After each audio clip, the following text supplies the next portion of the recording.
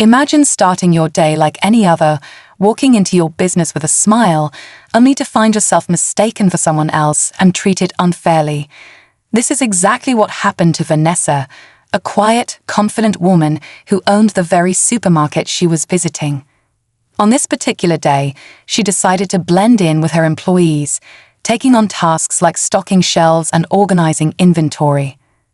Her goal was simple: to connect with her team and observe how the business operated from the ground up.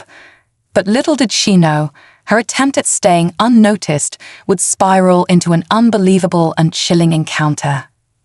It all began in the bustling storage area, where Vanessa was busy helping out in the frozen goods section. Two employees, unfamiliar with her true identity, mistook her for a new worker. Their dismissive comments and condescending tone were hard to miss, but Vanessa, always composed, chose not to reveal who she was.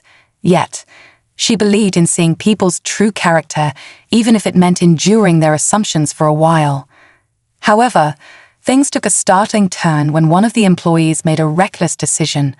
Frustrated with what they perceived as her lack of speed, they told her to handle the freezer organization alone. Before Vanessa could respond, they slammed the door shut, locking her inside the icy chamber. What they didn't know was that the woman they had trapped wasn't just a worker trying to prove herself. She was the owner of the entire supermarket, someone who held their fates in her hands. As the frost crept across the glass and Vanessa's breath fogged up the air, the tension in this unfolding story reached a peak. What would she do next? And how would this shocking moment change everything? Vanessa stood in the freezer, her breath visible in the icy air, surrounded by shelves of frozen food. The chill bit into her skin, but it wasn't the cold that concerned her. It was the sheer audacity of the employees who had locked her inside. She glanced around, her mind racing to figure out her next move. Despite the situation, Vanessa remained calm. She had always believed that patience and observation revealed more about people than immediate confrontation. Now, she found herself in the perfect, albeit uncomfortable, position to test that theory. Outside the freezer, the employees laughed as they walked away, their voices fading into the background of the store's hustle and bustle. These weren't the kind of workers Vanessa had envisioned when she started her supermarket. She had built the business with a strong focus on respect, teamwork, and integrity. Yet here she was, trapped and treated like she didn't matter. It wasn't just a personal insult, it was a wake-up call about the culture that had somehow taken root in her store. Vanessa thought back to how she had built the supermarket from scratch. It had taken years of hard work, late nights, and sacrifices to turn her dream into a reality. She had poured everything into the business, not just her money but her values and principles. The employees who worked there weren't just staff to her, they were a part of something much bigger. But clearly, not everyone saw it that way. As the minutes ticked by, Vanessa began piecing together a plan. She wasn't just going to walk out of this freezer and let things slide. No, this incident would serve as a turning point, not only for the two employees who had underestimated her, but for the entire business. The question was, how would she handle it? And how would they react when the truth came out?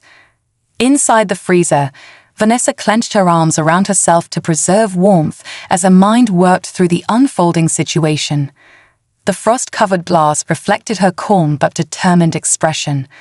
Outside, the employees who had locked her in were oblivious to the storm they had just set in motion. One of them, James, a senior worker, chuckled as he bragged to a co-worker about teaching the newbie a lesson. The other, Mark, seemed uneasy, glancing back toward the freezer as if realizing their prank might have gone too far. But peer pressure was powerful, and he stayed silent. Vanessa, meanwhile, thought about the employees she knew by name, those who were kind, hardworking, and embodied the values she had hoped would define her business. She wondered if his toxic behavior was isolated to a few individuals or a deeper issue she hadn't seen before. How many others had been mistreated in her absence? Was this just a symptom of something bigger? As the minutes dragged on, Mark's unease grew. He finally muttered, "Shouldn't we check on her? It's a freezer, man." But James waved him off. "She'll be fine. She's just being dramatic," he said, dismissing any concern. That casual disregard sent Vanessa's mind racing even faster. This wasn't just about their behavior toward her. It was about their lack of empathy and accountability. Elsewhere in the store, other workers continued with their tasks, unaware of what had happened. One of Vanessa's trusted managers, Claire, noticed something was off when she didn't see Vanessa on the floor. Claire's quiet but observant nature had always made her a key player in the team. Sensing something amiss, she began looking around, inadvertently moving closer to uncovering the truth. Vanessa's plan to address the situation was forming, but tension grew with every passing moment. How much longer would she remain locked away, and what would happen when the full weight of the truth finally came to light? The freezing air pressed heavily on Vanessa as the minutes stretched on. The frost clinging to her sleeves was a stark reminder of the growing urgency. Despite the cold, her mind stayed sharp, strategizing the best way to turn this situation into a lesson no one would forget. But as the chill started to creep deeper into her bones, Vanessa knew her time was running short. Someone would have to realize she was missing soon, or she'd have to find another way out. Outside the freezer, Claire's search for Vanessa intensified. She checked the stockroom, the aisles, and even the manager's office, her instincts telling her something wasn't right. Meanwhile, James and Mark were casually stocking shelves, their earlier prank nothing more than a fleeting moment of amusement to them. Mark's unease grew, but James' overconfidence silenced any second thoughts. Unbeknownst to them, Claire was getting closer to the truth. As she scanned the store, she overheard a snippet of James and Mark's conversation. "She's probably fine in there. It's not like we left her for hours," James said with a smirk. Claire froze in her tracks, her heart sinking. In there, she thought. Her eyes darted toward the freezer, and she wasted no time heading that way. At the same time, Vanessa noticed movement outside the frosted glass. She knocked firmly, her knuckles red from the cold. The faint sound was enough to catch Claire's attention as she approached. Claire's stomach churned at the realization of what had happened. But just as she reached for the freezer handle, James noticed and called out, "Hey, what are you doing?" His voice carried an edge of panic, a crack in his otherwise cocky demeanor.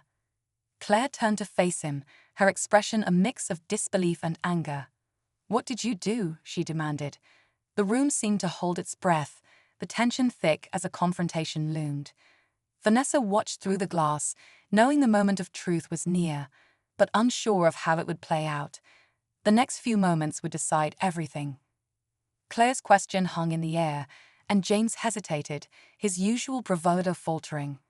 Mark, visibly uneasy, stepped forward, his voice trembling as he admitted, "It was just a joke.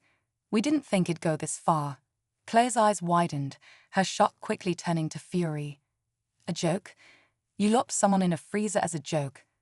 She shot back, her voice sharp enough to make both men flinch. She didn't wait for a response and yanked open the freezer door. The icy air rushed out, carrying with it Vanessa's frostbitten resolve and a calm intensity that left everyone silent. She stepped out slowly, brushing off the frost that clung to her apron, her breath visible in the cold. Her gaze landed on James and Mark, but instead of anger, there was something far more unsettling: disappointment. Before Claire could say anything, Vanessa spoke. "You think locking me in a freezer is funny?" Her voice was steady, but the weight of her words made both men squirm. James opened his mouth to defend himself, but Vanessa raised a hand, stopping him mid-sentence. "Save it.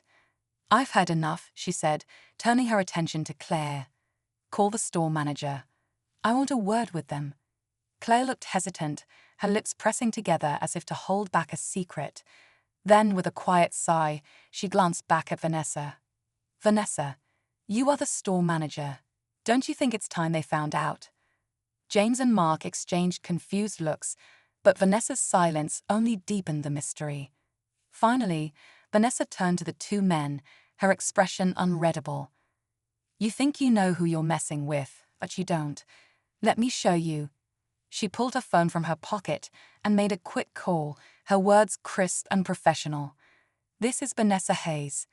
I need the district supervisor here immediately." The room grew heavy with tension as James and Mark started to piece things together. The name sounded familiar. Too familiar. James's face paled as he remembered the plaque he'd seen near the front of the store, Hayes Enterprises, proudly owned and operated by Vanessa Hayes. His stomach dropped, and for the first time, he realized just how much trouble they were in. Vanessa's expression softened, but her next words hit like a hammer. "Let's see how funny this joke is when the real consequences show up." Vanessa's calm demeanor did little to ease the growing tension in the room. James and Mark stood frozen, their faces pale as they began to fully grasp the gravity of their actions. Moments later, a sharp knock at the office door signaled the arrival of the district supervisor. A tall woman in a sharp suit entered, her expression a mix of concern and authority. She glanced at Vanessa, then at the two employees, before addressing the room. "Ms. Hayes, I came as quickly as I could. What's the situation?" James and Mark's jaws dropped as they processed the word Ms. Hayes. Vanessa was their boss's boss, not just another worker. Vanessa nodded toward them, her tone even but firm. "These two thought it would be amusing to lock me in the freezer. I don't find it funny, and I'm sure corporate won't either." The supervisor's expression hardened as she turned to the men. "Is this true?" she demanded. James stammered. We didn't know. We didn't know she was." Vanessa cut him off. "It doesn't matter who I am. What matters is that you saw someone as beneath you, someone you thought you could humiliate without consequence." The words hung heavy in the air, leaving no room for argument. The supervisor sighed, shaking her head. "Effective immediately, you're both terminated. Security will escort you out." As James and Mark were led away, their heads hung low, Vanessa turned back to the supervisor. "Make sure to arrange for a workplace conduct training session for the rest of the staff. I don't want this to happen again." The supervisor nodded, taking notes. Just as things seemed to settle, Vanessa's phone buzzed with a notification. She glanced at it and smirked. It seems this isn't the first time they've pulled something like this. Their actions were caught on camera. I'll let legal handle it from here. The twist left Claire stunned, realizing the freezer incident had exposed not only a cruel prank, but a deeper pattern of behavior. As Vanessa walked out, her calm confidence restored, she glanced back at Claire and smiled. "Sometimes people underestimate you. That's their mistake. Just make sure you don't underestimate yourself." And with that, Vanessa returned to the floor, ready to face whatever came next. As Vanessa stepped back onto the floor, the staff couldn't help but notice a subtle shift in her presence. Word of the incident spread quickly, and the employees began to see her in a new light. She wasn't just the owner. She was someone who understood what it meant to be on the ground, dealing with challenges day to day. For those who had doubted her, there was a newfound respect. For others, it was a wake-up call about treating everyone with dignity, regardless of rank or role. Vanessa called for a staff meeting that afternoon. Her words were direct but compassionate. She reminded the team of the importance of creating a respectful and inclusive work environment.